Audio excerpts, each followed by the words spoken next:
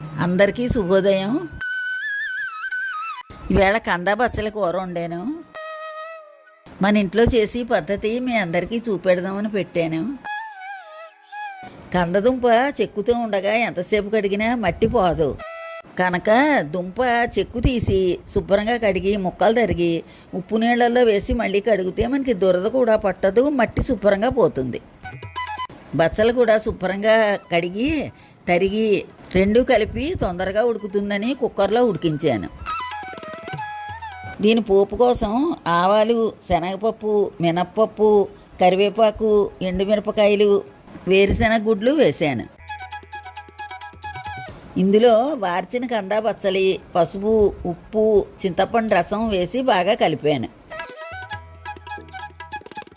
ఇది బాగా మగ్గి కూరంతా తయారయ్యాక దించి చల్లార్చి ఆవపెట్టాను.